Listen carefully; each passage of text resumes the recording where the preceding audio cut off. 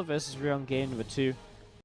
Obviously, again, if you can support, if you can afford to, it's always appreciated. Otherwise, I mean, don't forget the follow button is a great way to show your support as well. And even just tuning in can go a long, long way towards helping out the channel, the stream, and all of these events which you see here on the channel as well. So to begin with, to the top left-hand side of the map from Splice, it is going to be the blue Zerg player. Give it up, guys, if you're going to be cheering on Solar here in game number 2. After he's taken a 1-0 lead. And to the bottom right-hand side, the red Terran player. Give it up if you're cheering on Ryung.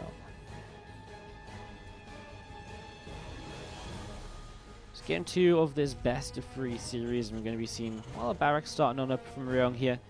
So he sets up into this barracks and just going into something a little bit similar to the last game, I guess. Gas first, so obviously very early in this game, very difficult to tell exactly what this will be or anything, but gas first already tells us probably a factory-based opening, and hence probably some Hellions in the early stages to apply the initial bit of pressure and to just see what you can get going, and so on and so on.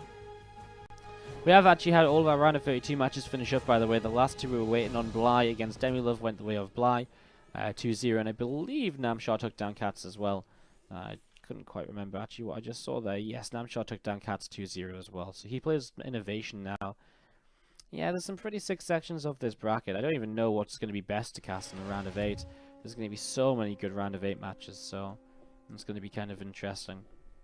As you see this Overlord 2 moving through center of the map here, slowly looking to get down towards the bottom right hand side to see what's going on, to see what's happening in these early stages.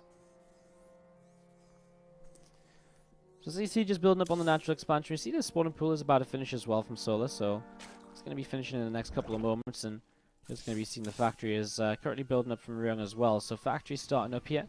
You can see that Reaper does pop out and does start to head out onto the map as well. So Reaper heading on up towards the upper left. Obviously look to see what he can scout out here in the early stages, see what's going on, see what is happening. Super heads on it towards the top left-hand side. We see this drone is going to pull down, and Solo going to go for the same build as last time. 2 minutes 30 seconds, looking for his third hatchery already. Just going to hide that drone away just until he's ready to build it, just in case a Reaper comes in, you know, just to make sure he will, he's not going to get that denied or delayed when he doesn't have to. If a Reaper comes in and sees a drone, it will chase it. It will force an extractor. Things get delayed. If he doesn't see a drone, it's very unlikely he's going to commit his Reaper all the way into this corner to check for a drone, and so it just is a safer way to get your third hatchery up without issue. Now we do see the starport building from Ryung once again, and it is pretty much going back to what we saw in that first game. As previously mentioned, the first 2 Hellions are on the way up. Now there's still plenty of time for this to change though. You can see already this time the barracks actually pulls towards the starport for the tech lab, and I wonder if this means we're going to be seeing something more along the lines of a Cloak Banshee opening, or some, something like that, because that is sort of the thing you would expect to maybe see here of this kind of Hellion double gas play early on. So that's a possibility right now. It could just be he wants to go for the same build once again, and he just wants his, his structures to be built in a row. But it looks as though we will see the tech lab being attached to the starport now. So this is going to be the tech lab, probably starting up Cloak most likely, unless he goes for a Raven-based opener, which would be, well, right out there. I mean, it's definitely an option. He's actually going to go for a Viking to begin with. Interesting enough. I wonder if it's just going to be a fake then, kind of start a Viking, maybe have Cloak starting if an Overlord comes into Scout. Alright, well, we do see more Hellions being made than before. Going up to 6 Hellions now is obviously much more than the 4 we saw in the last game, so it's already a difference from Ryung here, as well as the kind of Viking first, medevac. I think he will commit to this Cloak. I don't think that's fake. I think he'll make a Banshee second and just get this second Banshee on the map shortly and sort of do something with it, as we see Hellions again trying to find what they can, but no real opportunity. Could have maybe picked off a drone, but he missed his chance, and so the Hellions will just have to back away. So yeah, I mean, here comes the Overlord. He's going to see the Viking as the Viking takes it down. We'll see the Cloak Banshee as well, though, so I mean, if Ryung gets, Solo gets the scout he should need, as drones in the natural expansion maybe in a bit of trouble. A couple of drones already going down. A lot of drones going down here, actually. You can see the Hellions looping around the back, and there's a lot of workers that are dropping right now, as you see, pushing on forwards. Just more and more damage being done. That's a lot of drones falling for the 4 Hellions. Worthwhile. 8 workers for 4 Hellions. I mean, it's great for our Terran play. Obviously, I mean, you look at it this way, in terms of resources lost, it's pretty even. And obviously then generally, because you've killed workers, it turns out better for the Terran. I think 8 to 10 workers is generally what you're looking at when you trade away 4 Hellions, because 4 Hellions are a lot of map control. It's a lot of commitment to go into early. However, if Ryung's going to make an extra starport and play kind of, a Sky Terran, Well, in that regard, losing the 4 Hellions for 8 workers is brilliant because he's going to continue to make Hellions. I think one of the weakest things of kind of diving your Hellions in towards the mineral lines is, boom, all of a sudden these units you've invested so much time and money into building early are gone, and you're very open to counterattacks. You're going to lose a lot of map control.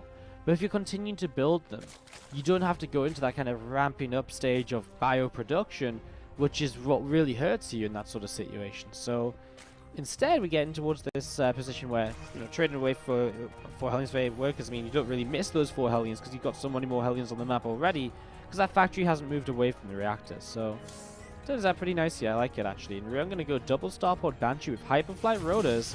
And this is going to be aggression to a whole new level. This Banshee's come in already. A couple of kills. Again, one of the Queens low. Not too much overall, but you can see a little bit here and there. And now he comes in from the left-hand side with these Hellions once again. And he's still just picking up a few more of these drones. He's going to find a few more to the top side, the right-hand side. It's pretty much the entire third base mineral line getting cleaned out right there. That was 12 more workers killed. And Ryung has only lost 7 Hellions. Really starting to ramp up the pressure right now. And Solar definitely starting to take a lot of damage to this to these attacks. As you see, the Hellions will join up together to the south. And, well, what can they do to make the difference right now as we see... Well, this Banshee going to loop back around. I mean, the interesting thing is we see a lot of Banshees being built, but we don't really see the Banshees being used just yet. As far as I'm aware, he's just got them all just stacking up his natural expansion. But there's a Spire on the way from Solo, and that is the exact opposite of what Ryung wants to see right now. The Spire is like the complete shutdown of these Banshees, so he has to really start going sooner rather than later with these, because if he doesn't go soon, he's going to find himself in a position where he's going to fly into the base with like 6 Banshees and be like, haha! And Solo's going to be like, dude, I've got like 10 Mutalisks. And he's just going to kill these Banshees, and these Banshees are going to be like, well, that was a complete wasted investment. So he has to get going with these now. And he does start to move across the map. Actually, Overseer coming forward, we'll see just one Starport. Now he sees the double. But you'll see the extra factories as well. So he knows it's not going to be a complete commitment to Sky Terran. He'll be very happy to have these meters on the way up. This is definitely a big advantage to Solo that maybe Ryung is not expecting at all. I mean, if he's just expecting it to be Roach-based playstyle, then, expecting this to be no kind of, and not expecting Middle would not be too crazy, as we see all the Banshees cloaking in. Where are they going to go? What are they going to commit to? They're just going to commit to this third base. They're going to go for the main. Looks as though they're going to go for the main. What does he kill in the main, though? He's going to come in. He's going to take down the Spore Core. Obviously, straight away is a great start. I mean, now what? Queen goes down as well, and I guess he'll hunt down another Queen. But, I mean, here come the Mutalisks. So, he just come in, and all of a sudden, what are you left with to do, kind of, apart from just splitting the Banshees away? He just starts with them. Well, he's also splitting up his Hellions again to hit the mineral lines, and you know what? That might just be what he needs here. Splitting up the Hellions and doing a lot more economic damage, and in fact, this might be the biggest play of the of it all, because now the Mutas, they can only be in so many places at the same time. And actually, he kept a lot of these Banshees alive thanks to the Hyperflight Rotors as well, and now Solar is down to 43 drones. Ryung is really doing enough to kind of justify this now, I would say. Lings, Roaches cleaning up the Hellions, but obviously back at home, more Hellions on the way out, some 4s coming up as well. It's probably the anti-air is the biggest issue right now for Ryung. He doesn't have a turret on his third base, for example. So there's definitely a couple of weak spots for him, and obviously investing into, say, +1 ship weapons early, that's not going to help too much now, as these units will start to stream across the map. There isn't even an engineering bay up, that's why he doesn't have a turret, as the meters fly in towards the natural expansion. I mean, 4s are on the way, and they're about to start popping, but they're just not here yet. As you can see, one SCV gets blown up into the skies.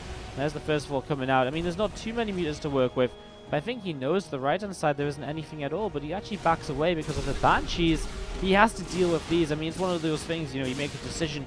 Either you go and kill units of your opponent, or you go and try and minimize the units you lose yourself. And you see a lot of Lings gathering together on this right-hand side. A few Roaches as well, but not really enough to do too much at all, it seems. I mean, the meters chase over here, but guess what? The Banshees are already leaving. Hyperflight Rotors gives them the speed to just keep getting away for a decent amount of time here.